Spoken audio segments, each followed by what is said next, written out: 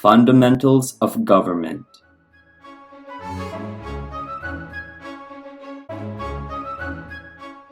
Ideas behind the Constitution. The Constitution is based on ideas from the past, such as the Magna Carta, the English Bill of Rights of 1689, and ideas from Enlightenment thinkers such as John Locke and Montesquieu. The Constitution is based on ancient Rome's principles that embraced the republican model, in which the people elects its representatives. They were based in two documents, the Magna Carta of 1215 and the English Bill of Rights of 1689. The principles taken from these documents and used to create the Constitution were: citizens have rights, rulers must obey the law, no tax collection without the consent of the people, elections held frequently, right to a trial by jury, right to private property. They were influenced by the ideas of Enlightenment thinkers such as John Locke over the inalienable rights, life, liberty, and property. The Declaration of Independence did not recognize property as being a natural gift, but rather referred to life, liberty, and the pursuit of happiness as unalienable rights. Unalienable rights are the natural rights of all men and are a gift from the Creator to the individual and cannot under any circumstance be surrendered or taken. If a ruler violates the people's natural rights, the people have the right to rebel. From Montesquieu, they took the concept of separation of powers to prevent one group from gaining too much power. Americans enjoyed a long tradition of representative government, such as the House of Burgesses, the Mayflower Compact, and the state's charter of privileges. Structure of the Constitution. The Constitution guarantees the separation of powers and the possibility of adding more articles through the amendment process. The Constitution is divided in three main parts: the preamble, the articles, and the amendments.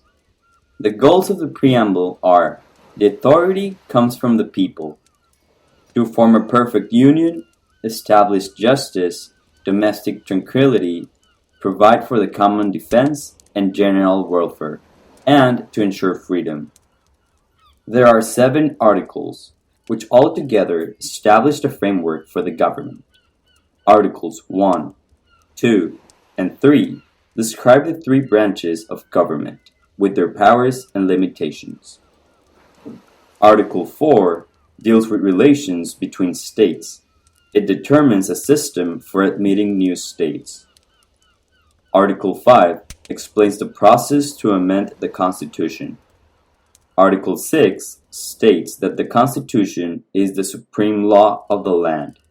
States cannot make laws that violate the Constitution. Article 7 sets up a procedure for states to ratify the Constitution. Amendments are formal changes to the Constitution. 27 changes have been made in more than 200 years. The Congress can pass an amendment with 2/3 of the House votes. If 38 states ratify the amendment, it is ratified. Principles of the Constitution.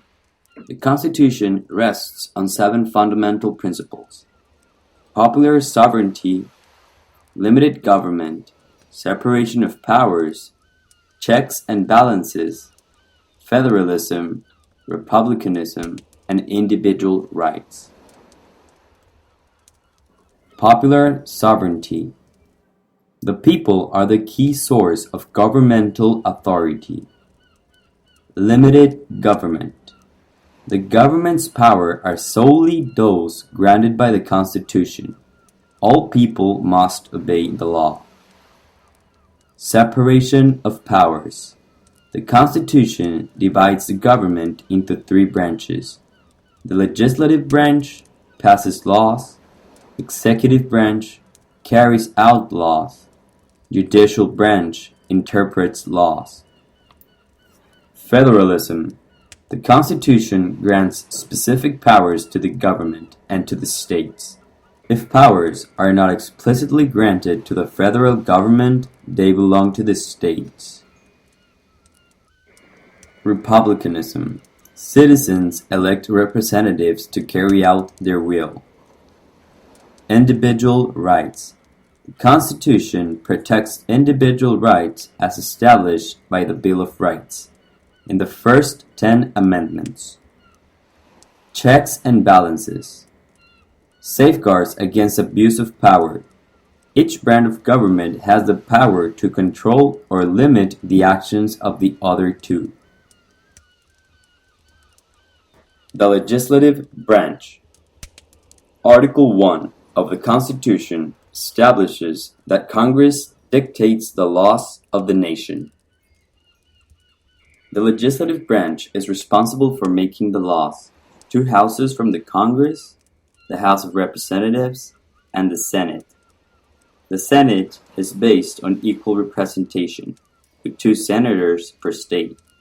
The Vice President of the United States is the President of the Senate. The House of Representatives is constituted by the amount of population each state has. The more populated the state, the more representatives it will have. The most important power of Congress is to make the nation's laws. Either house may introduce a bill. If both houses approve the bill, it goes to the President to be signed, and then it becomes a law. Much of the work in Congress is done through committees, which deal specific topics. The Executive Branch.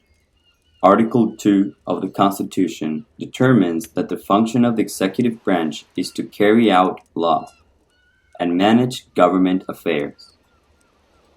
The Constitution offers few details on presidential powers because the Congress was expected to become the most powerful branch. The powers of the President are veto bills, chief of the armed forces, negotiation of international treaties, appointment of federal judges and ambassadors, granting pardon to federal offenders, and propose laws. The President is elected every 4 years. He or she can only serve for 2 terms. The system for the election of a president is called the Electoral College. Americans vote for a group of electors who give their pledge to the candidate. The number of electors varies from state to state and depends on the number of its senators and representatives. A few weeks after Election Day, the electors meet in each state to cast their votes for the president. The candidate who obtains the majority of electoral votes wins the presidency. There is no law that requires electors to vote for their pledged candidate, but it is respected. The Judicial Branch. The Constitution established the creation of a Supreme Court and authorized Congress to establish any other federal courts needed. Most federal cases are presented to district courts, called inferior courts. Evidence is presented during trials, and the jury decides the facts of the case. If a party disagrees with the decision of the jury or judge, the party may appeal. The next level of court is an appeal court. Their judges review the decisions. Court cases can be filed under federal or state jurisdiction, depending upon its nature. Most cases are tried under state jurisdiction because they involve state laws. A case may be federal when the United States is suing cases based in the Constitution or conflicts between the different states. The Supreme Court represents the top of the judicial system and serves as the final court of appeal. It consists of a Chief Justice and 8 Associate Justices. The President of the nation appoints the justice. The most important power of the Supreme Court is the power to decide what the Constitution means, revising the laws and acts of the President to declare whether they are unconstitutional. The Marbury v. Madison case of 1803 established this power. State and local governments. The Constitution assigns powers both to the federal government and the state's government. The state governments are similar to the federal governments in many ways. They have a constitution that can be amended. They have 3 branches of government: legislature, governor, and judiciary. State powers: create corporate laws, regulate local trade, provide public education, laws about marriage and divorce, elections, public safety, and others. Federal powers: they regulate interstate and foreign trade, the armed forces, issuing of royalties and patents, postal offices, printing money, declaration of war, admittance of new states, and so on. Shared powers: provide public welfare, administer criminal justice, charter banks, collect taxes, borrow money, or so. It is the responsibility of the states to supervise public education by setting standards and by funding school programs. Local governments administer education. Most of the budget money is spent on it. Citizenship. A citizen is a person entitled to all the rights and privileges of the nation. Not everyone who lives in a nation is a citizen, and not all citizens live in the nation they belong to.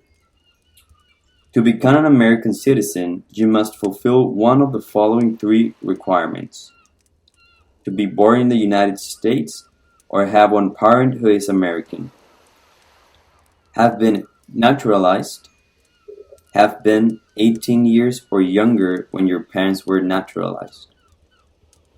To become naturalized, a person must live in the United States legally for at least 5 years. He or she must take a citizenship examination and a series of interviews. Finally, she takes the oath, swearing to defend the Constitution and the laws. Only citizens born in the United States may become president or vice president. The Bill of Rights guarantees certain rights to citizens. The Ninth Amendment states these rights are not limited to those in the Constitution. For example, education is a right not listed in it. The responsibilities of a citizen are: obey the laws, pay taxes, serve on juries, defend the nation, and so on. The citizens have other responsibilities not listed, such as voting in elections, staying well informed, serving the community, and helping in creating a fair society.